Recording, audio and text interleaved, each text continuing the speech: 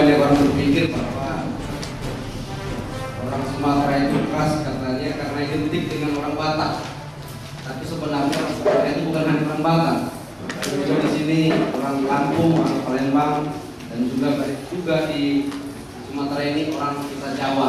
Jadi namanya orang Sumatera yang keras-keras seperti yang dibilang tadi.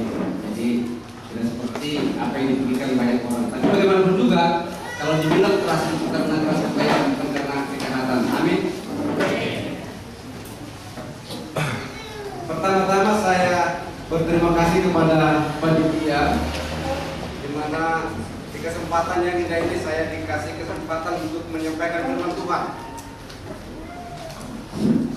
yaitu di dalam kitab Yakobus pasal yang ke-4 ayat yang ke-11 dan ayat yang ke-12 dengan topik yang diberikan yaitu jangan menfitnah satu sama lain.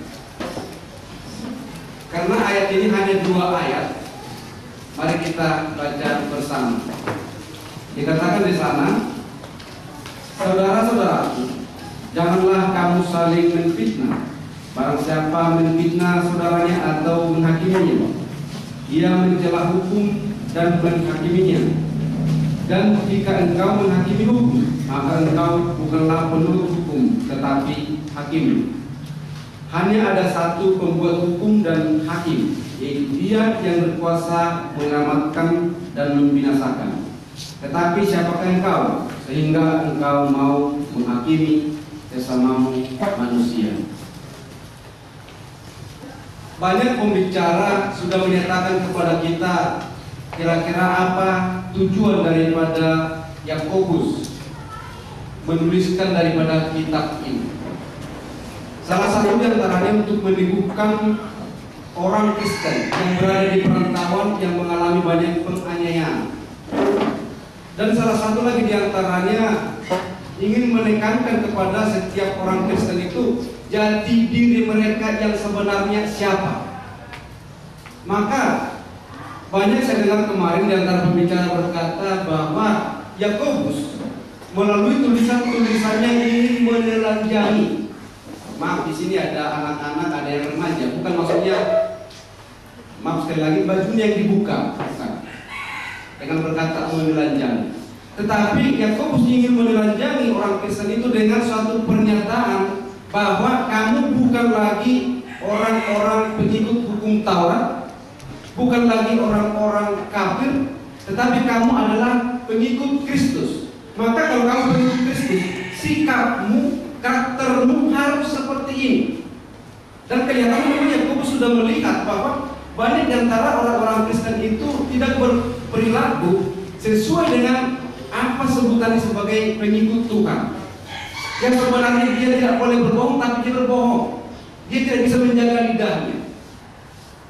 Yang sebenarnya dia harus berkata kebenaran, tapi dia berkata jangan. Kamu sudah salah.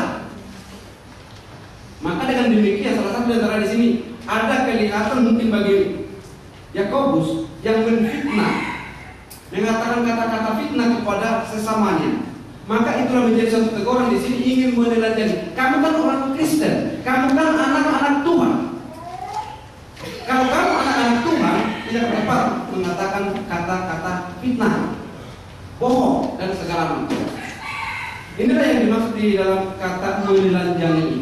Maka di dalam poin saya akan menyampaikan kepada kita 3 poin besar nanti, dan sama seperti pembicara-pembicara yang lain tidak mengambil dari manuskrip yang sudah ditulis dalam buku. Tapi bagaimanapun juga lebih detail nanti saudara-saudara sekalian bisa melihat di sana lebih jelas apa yang dimaksud oleh Yakobus di sana, jangan menfitnah satu sama lain.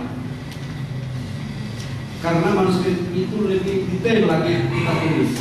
Namun di dalam ini, di kesempatan yang indah ini, dalam waktu kurang lebih 40 menit ke depan ini, saya akan menyampaikan kepada kita 3 poin besar. Yang pertama, apakah yang seharusnya tidak boleh ada? Apakah yang seharusnya tidak boleh ada? Dan yang kedua, di antara siapakah hal itu tidak boleh ada? di antara siapakah hal itu tidak boleh ada. Dan yang ketiga, mengapa hal tersebut tidak boleh ada? Mengapa hal tersebut tidak boleh ada? Jadi saya mengarah kepada konteks yang kita barusan baca. Maka melalui 3 poin ini saya berharap kita memegang sesuatu, mengambil satu kesimpulan daripada pesan konteks ini, yaitu yang pertama-tama, apakah yang seharusnya tidak boleh ada. Di dalam konteks jelas dikatakan bahwa ada di antara saudara seiman ataupun orang Kristen itu tidak boleh ada, yaitu fitnah.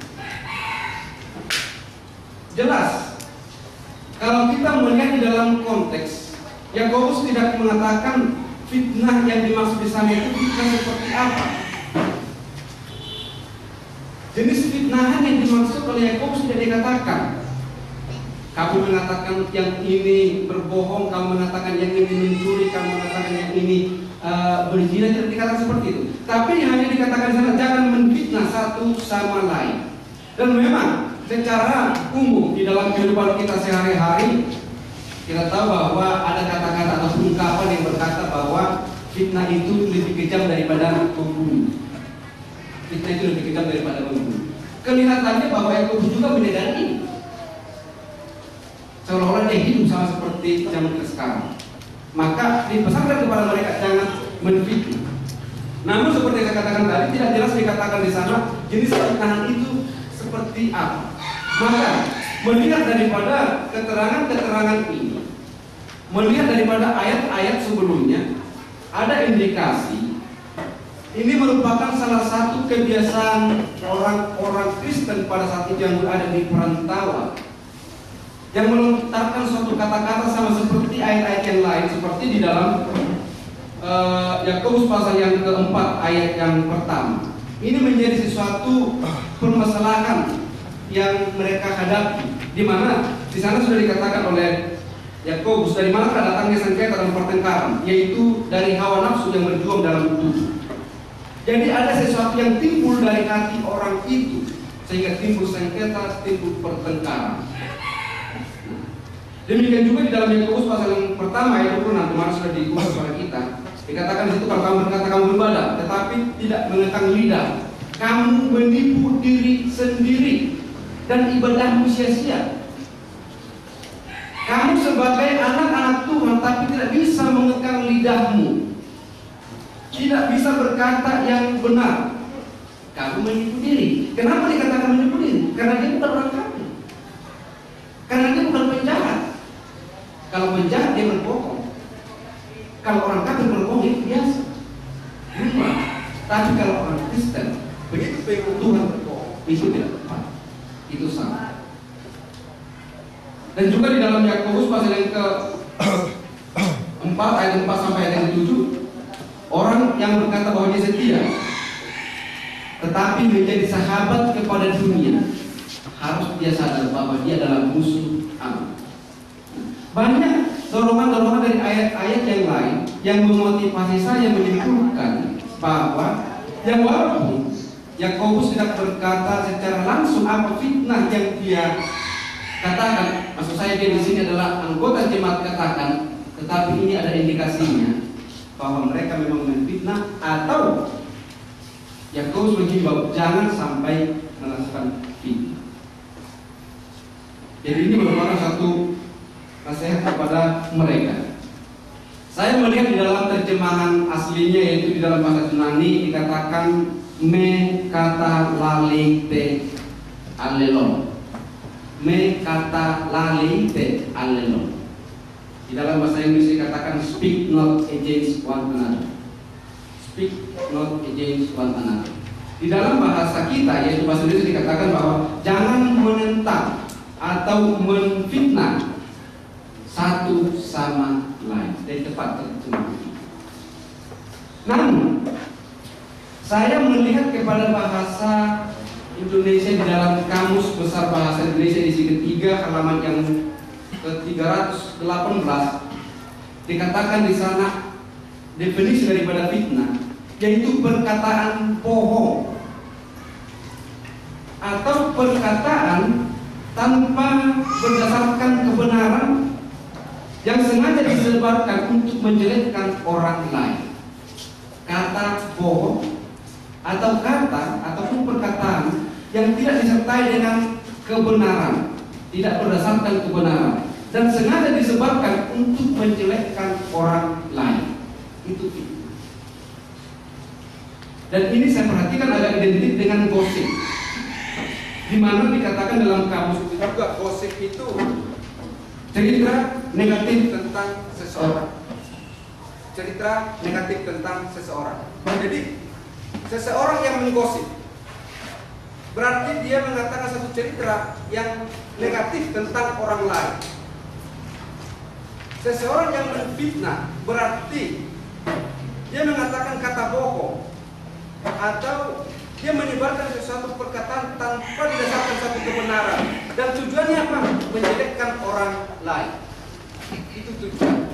Jadi kalau saya simpulkan apa yang dikatakan oleh Paulus di sini, Yakobus, jangan kamu mengungkapkan kata-kata yang tidak benar untuk menjelekkan orang lain. Kenapa? Hal yang sebenarnya yang kamu harus katakan adalah hal-hal kebenaran, keadilan.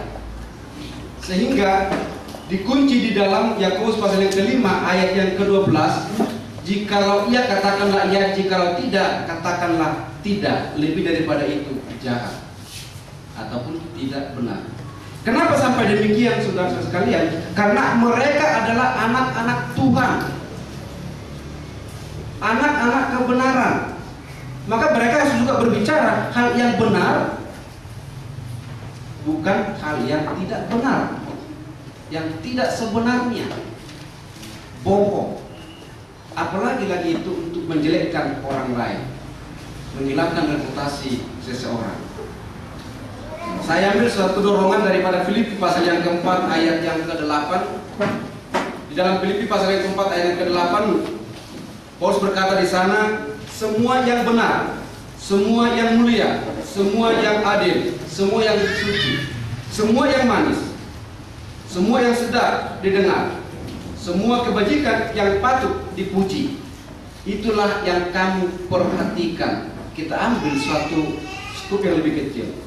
Paulus berbicara kepada jemaat yang ada di Filipi, sama seperti jemaat yang menerima surat Yakobus yang sudah menjadi orang Kristen.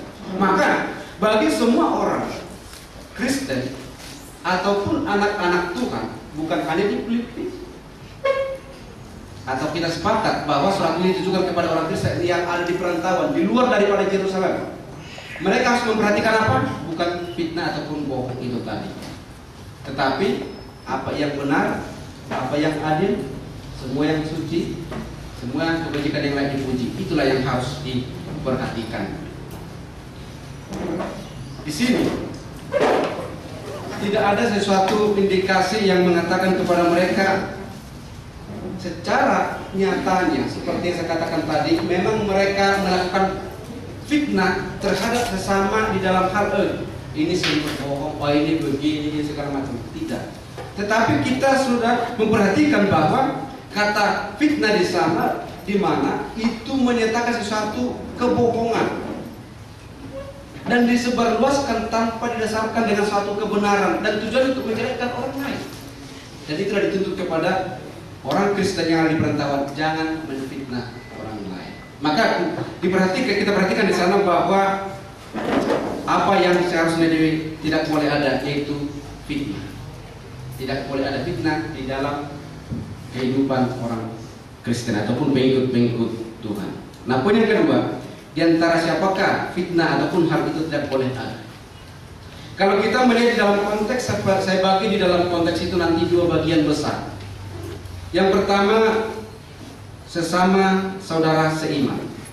Di dalam ayat yang ke-11 dikatakan, jangan kamu saling menfitnah. Berarti di antara mereka, yaitu saudara seiman.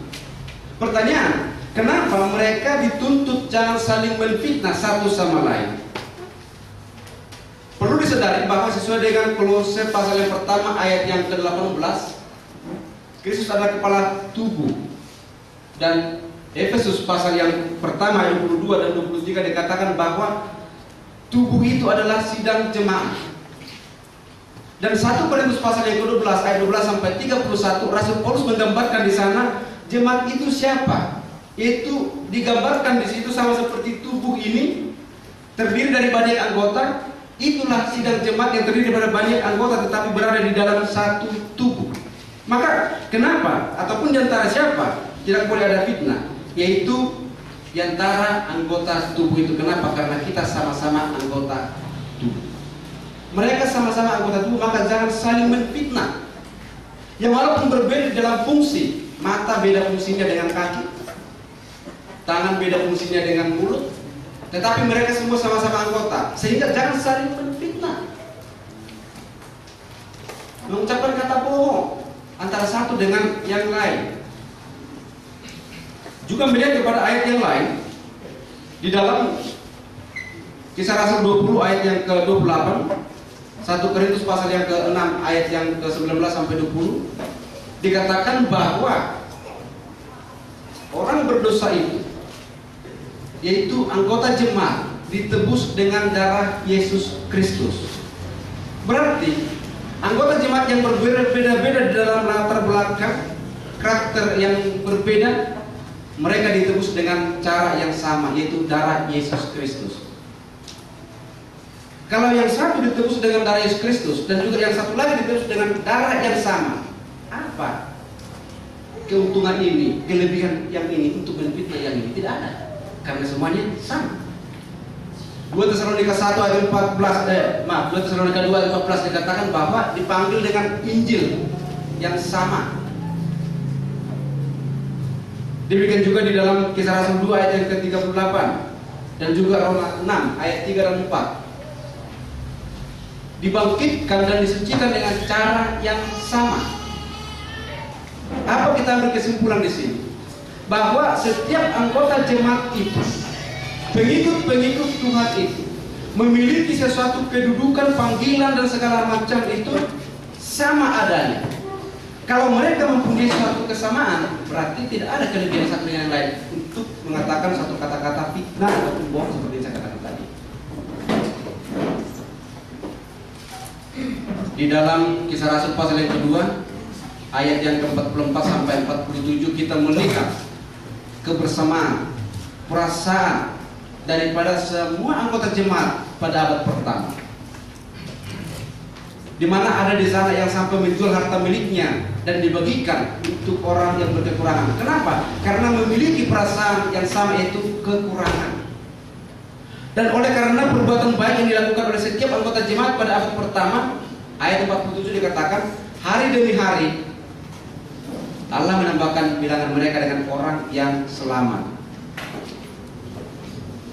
Mereka menjadi satu tubuh, tetapi mempunyai suatu perasaan yang sama, tidak ada yang lebih tinggi, tidak ada yang lebih rendah. Dan di dalam Galatia pasal yang ketiga, ayat 26 sampai ayat yang ke-29, di situ jelas dikatakan bahwa seberapa banyak kamu yang dipanggil beriman kepada Kristus Yesus, kita semua sama menjadi anak-anak Allah, dan tidak ada lagi perbedaan Yahudi, Yunani, hamba, tuan, perempuan, dan laki-laki. Apa yang dimaksud? Semua anggota jemaat yang dipanggil dengan Injil yang sama, ditebus dengan darah Kristus yang sama, dan dibangkitkan dengan cara yang sama melalui baptisan, dan disucikan dengan cara yang sama, yaitu melalui air permandian, sehingga diantara semua anggota jemaat itu satu di dalam satu tubuh dan mempunyai, saya katakan, derajat ataupun panggilan sama. Tidak ada yang lebih tinggi daripada yang lain. Maka kalau kita semua sama, kalau semua anggota jemaat itu sama, kenapa ada yang mengatakan fitnah kepada yang lain?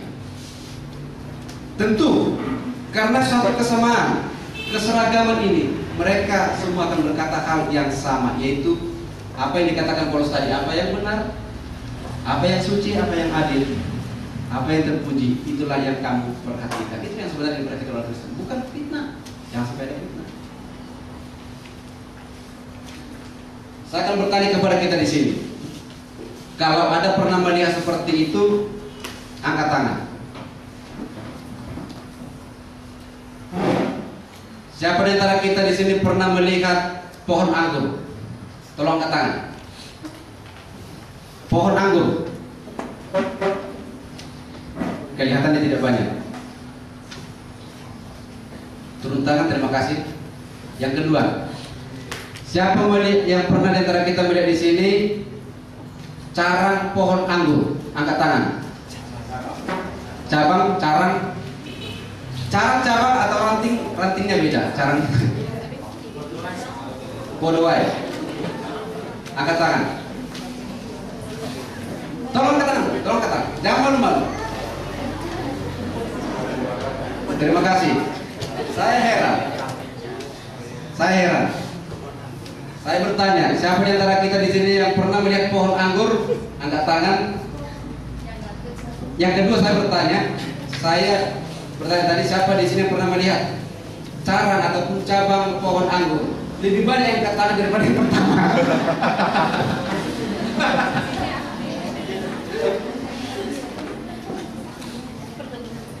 Tapi maksud saya bukan itu, bukan ke sana. Ada di antara kita sudah pernah melihat pohon anggur, ada yang sudah pernah melihat carang pohon anggur. Siapa di antara kita yang pernah melihat di mana pohon anggur dari carangnya keluar buah jeruk? Angkat tangan.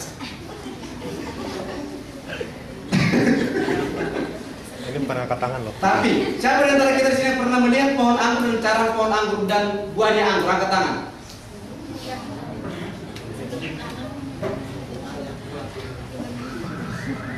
Terima kasih teman-teman tangan. Kenapa? Pohon anggur berarti buahnya harus anggur. Terima kasih. Orang Kristen, anak-anak Tuhan berarti harus buahnya apa? Perbuatannya harus apa? Kebenaran, bukan fitnah. Saudara sekalian,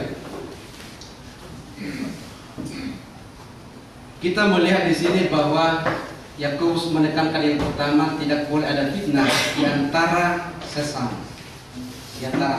Yaitu saudara seiman itu. Dan yang kedua, saya mengalihkan lagi kepada poin di sini, yaitu sesama manusia. Yaitu di ayat yang ke-12 dikatakan, tetapi siapakah engkau sehingga engkau mau menghakimi sesamamu manusia? Saya memilih kepada kata sesama manusia di ayat yang ke-12. Dan di dalam konteks saya melihat satu perbedaan di dalam bahasa Yunani. Kata saudara yang pertama itu adelphos, ataupun bisa dikatakan adelphon. Tetapi di dalam sesama manusia, di ayat yang ke-12 di situ dikatakan plesion. Dan kata plesion ini sama dengan kata yang dipakai dalam Matius pasal yang ke-22 ayat yang ke-39. Di dalam bahasa Inggris kita perhatikan di sana dikatakan neighbor ataupun tetangga. Plesion di sana neighbor ataupun tetangga. Dan saya semakin penasaran, dan itulah saya perhatikan untuk membedakan kata saudara ataupun adelphon di ayat yang ke-11. Saya buka di dalam kamus bahasa Indonesia edisi yang ketiga halaman 1187. Kata tetangga itu dikatakan orang ataupun rumah yang berdekatan. Orang ataupun rumah yang berdekatan. Apa poinnya saya ambil dari sini? Di mana orang Kristen itu tidak selalu bersama-sama dengan orang Kristen yang lain. Sama seperti kita dalam satu tubuh selalu seperti ini. Ada kalanya bahwa suatu saat dia pergi ke satu tempat dan dia seorang diri sebagai seorang Kristen dan tinggal bersama-sama dengan orang kafir. Maka kalau dia tinggal bersama-sama dengan orang kafir di sana, sikapnya harus tetap juga sikap orang Kristen, bukan sikap orang kafir. Kalau dia sebagai orang Kristen, tidak dikatakan tadi jangan menfitnah, saat dia pun berhadapan dengan orang kafir ataupun orang yang tidak mengenal Tuhan, mereka saling menfitnah satu sama lain. Kalau dia harus tetap menunjukkan sikap, tidak boleh menfitnah, harus tegas. Katakanlah warnanya, merah ya merah, putih ya putih. Jangan kalau oleh karena dilihat orang banyak ya jadi masalah. Ada anggota jemaat berkata, mari juga di antara kita di sini, bahwa meminum minuman yang beralkohol itu sedikit tidak jadi masalah demi menghangatkan tubuh. Tapi yang saya ingin ambil contohnya di sini bukan itu. Ada anggota jemaat berkata, firman Tuhan berkata, jangan minum air anggur yang beralkohol ataupun jangan minum air anggur yang memabukkan. Itu yang saya pegang. Sedikit apa banyak berarti kalau saya minum itu sama hukumnya, dosa, itu katanya. Dan saya setuju dengan itu. Dalam arti apa? Dia tetap menunjukkan dirinya sebagai orang yang mengikuti firman Tuhan dimanapun dia berada saat berhadapan dengan orang-orang luar sana yang percaya meminum anggur sedikit untuk mengangkat tubuh tidak apa-apa. Dia berkata, inilah saya. Inilah kehidupan saya. Saya tidak main judi, saya tidak merokok, saya tidak berbohong. Inilah saya. Kalau kamu melakukan itu silakan. Bukan berarti saya mendukung.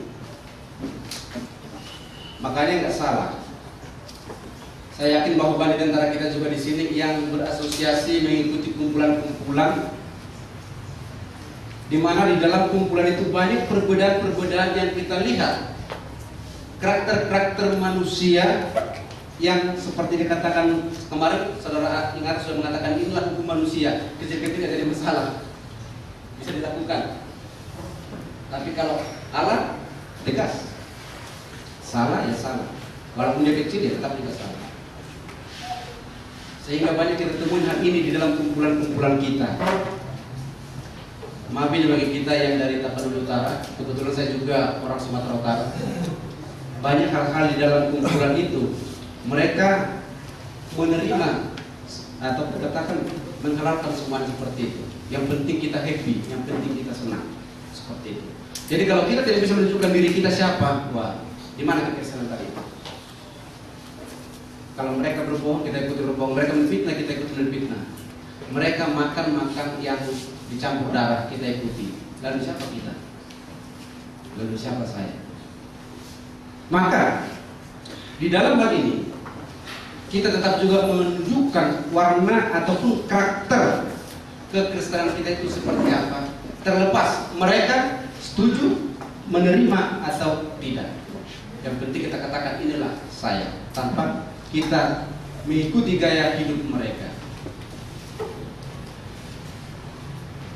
Pernah suatu saat ada syukuran rumah, dan biasa tuan rumah itu menyuguhkan sebanyak mungkin yang bisa dia berikan pada saat itu, baik makanan dan termasuk juga minum-minuman, termasuk salah satu di sana bir. Dan pada saat itu kami kumpul bersama, mereka sudah bagi-bagi bir itu, dan saya tidak minum bir, saya minum aqua. Tetapi tidak lama kemudian ada seorang pengkhotbah denominasi, katakan itu pendeta,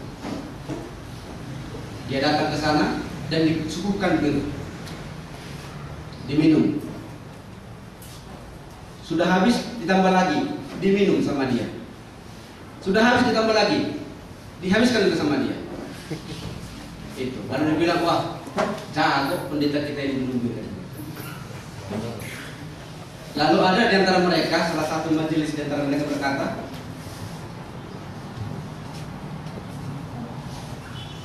kalau pendeta kita jangankan bir,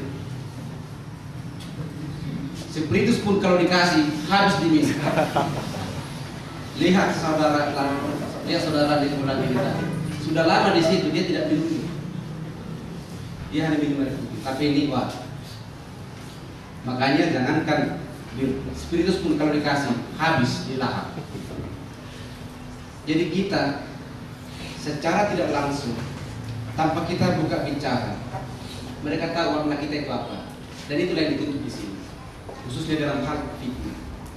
Maka pertama tadi di antara sesama jangan ada fitnah. Terus yang kedua kepada orang lain, maksud saya sama tadi saudara seiman itu. Dan yang kedua kepada sesama manusia, dimanapun kita tinggal, berarti itu adalah sama kita. Dan kita tak menunjukkan karakter kita, tidak menfitnah ataupun tidak menyebarkan kata-kata bohong yang tidak didasarkan suatu kebenaran, dan terlebih itu menjelekkan orang lain. Dan yang ketiga, mengapa fitnah tidak boleh ada? Perlu kita perhatikan bahwa semua anggota sidang jemaat adalah penurut hukum dan bukan pembuat hukum. Itu yang pertama. Semua anggota jemaat adalah penurut hukum dan bukan pembuat hukum. Di dalam Yohanes pasal 14 ayat 15 dan juga sebaliknya 15 ayat yang ke-14. Jika engkau mengasihi aku, turutlah segala perintahku. Kamu adalah sahabatku jika engkau mengikuti segala perintah. Mempunyai hak yang sama. Yesus berbicara kepada siapa? Dia berbicara kepada murid-murid yang sudah dipilih ataupun orang-orang yang mengikuti dia, yang berdiri bagi kebenaran. Maka kalau mereka sudah mengikuti Tuhan, berarti hukum yang mereka ikuti adalah hukum Tuhan, bukan lagi hukum yang dia buat sendiri, aturan yang dia buat sendiri. Karena kita pelaku daripada hukum itu sendiri. Nah, apa perbedaannya di sini? Saya melihat lebih dalam di sana bahwa pembuat hukum, lawgiver, dan juga pembuat hukum atau pemberi hukum, lawmaker dengan lawgiver itu beda. Dua-dua perkataan ini, lawmaker dan lawgiver, dimiliki oleh Allah. Dan dari sini saya memperhatikan bahwa lawmaker ini dia bebas membuat suatu hukum, tetapi tidak mempunyai suatu otoritas. Yang mempunyai otoritas di sana siapa? Yaitu lawgiver, pemberi hukum.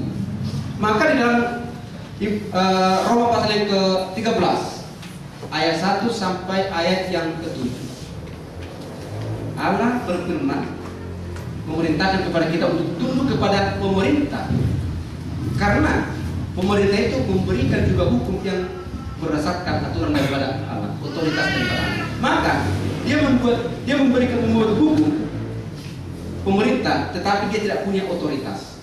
Sehingga apabila ada hukum pemerintah bertentangan dengan hukum Tuhan, kita bisa angkat bicara. Tetapi apabila Tuhan yang memberikan hukum dan dia membuat hukum, dia memiliki otoritas, kita tidak bisa angkat bicara, kita harus menerima, kita melakukan itu. Maka bagi mereka anggota jemaat ataupun orang Kristen di sini, bila dia menfitnah orang lain ataupun ada kata fitnah, pemikiran fitnah di dalam diri dia, berarti dia sudah mencoba membuat hukumnya sendiri. Seperti yang dikatakan saudara Nathan kemarin, dia mencoba aturan sendiri, bukan lagi aturan Tuhan. Di sini tentu sebagai anak-anak Tuhan, dia sudah memiliki sesuatu aturan ataupun hukum yang harus dilakukan di sana, yaitu hukum Kristus. Kemarin jelas dibahas kepada kita Yakobus 1 ayat yang ke-25 tentang itu. Dan di dalam hal ini kita ambil suatu sikap daripada Rasul Paulus di dalam Galatia pasal yang kedua ayat yang ke-20, kemarin dikutip secara bola. Adapun hidupku ini bukan lagi aku, tetapi Kristus yang hidup di dalam aku. Sekarang satu pertanyaan, Rasul Paulus masih hidup, tetapi bagaimana Kristus hidup di dalam diri dia? Dan dia sambung bahwa hidupku ini adalah hidup oleh karena beriman kepada Kristus Yesus. Rasul Paulus memang seorang diri, dan kita tahu dia seorang penganiaya sedang jemaat. tetapi setelah dia bertobat dia malah pembela sidang jemaat. Dia membawa bendera Kristus. Kalau tadinya tidak. Setelah dia menjadi pembela sidang jemaat, menjadi anggota sidang jemaat, setelah dia membawa bendera Kristus, dia tetap berdiri di situ. Banyak tantangan-tantangan yang dihadapi oleh Rasul Paulus yang berhubungan dengan hukum Taurat kepada orang Yahudi, karena beda dengan gaya ataupun pola hidup orang Kristen. Dan dia menyurahkan itu. Kenapa Rasul Paulus menyurahkan itu? Inilah saya, bukan lagi yang dulu itu. Jadi di dalam diri saya, Kristus sekarang yang hidup, bukan lagi hukum Taurat. Sama seperti anggota sidang jemaat ataupun orang Kristen itu, dimanapun dia berada, saat berhadapan dengan kepada sesama saudara seiman ataupun orang luar sana, dia tetap menunjukkan karakter orang Kristen. Dia tidak boleh menfitnah, mengatakan kata-kata bohong, cerita-cerita bohong untuk hubungan seseorang. Kebenaran yang selalu dinyatakan.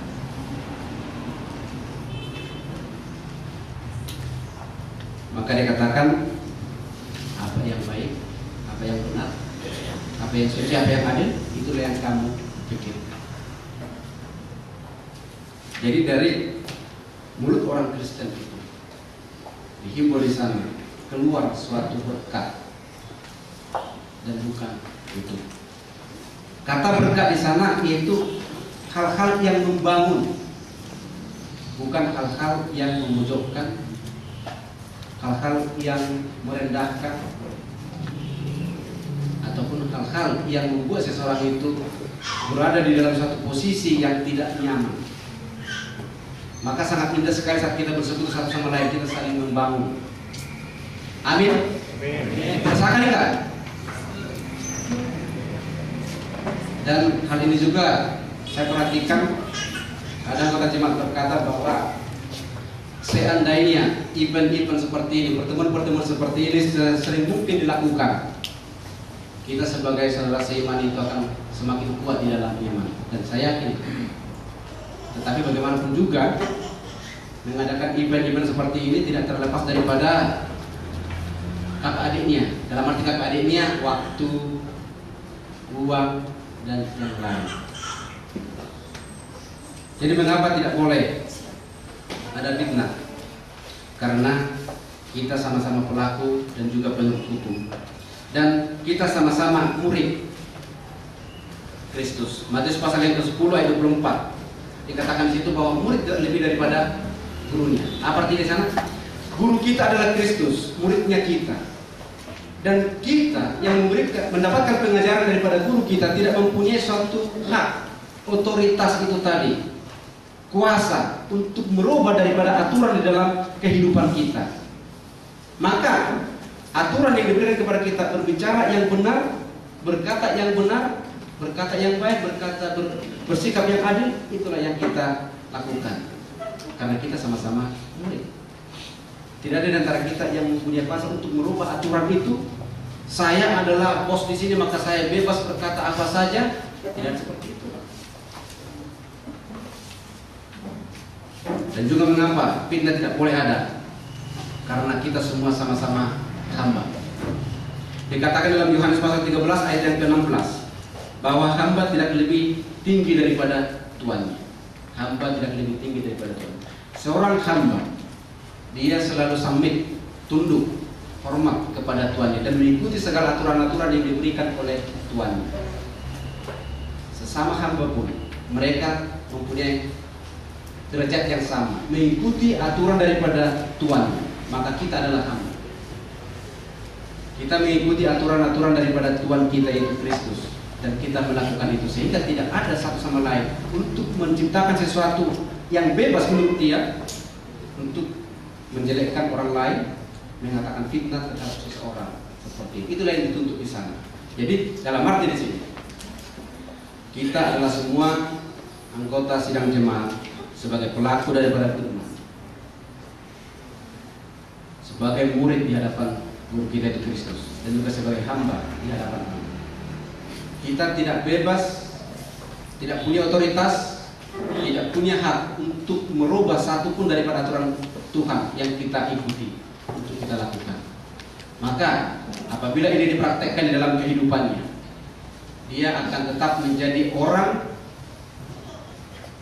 yang layak diteladani dan orang yang berhak mendapatkan hidup yang kekal. Sebagaimana dikatakan oleh ahli Johari tadi, 1 Timotius 4 ayat 7 dan yang ke-8. Mahkota hidup telah tersedia di surga untuk aku. Kenapa? Karena Rasul Paulus sudah menunjukkan sikap hidupnya yang benar sesuai dengan hukum-hukum yang diterima daripada Tuhan. Tuhan memberkati kita semua. Amin.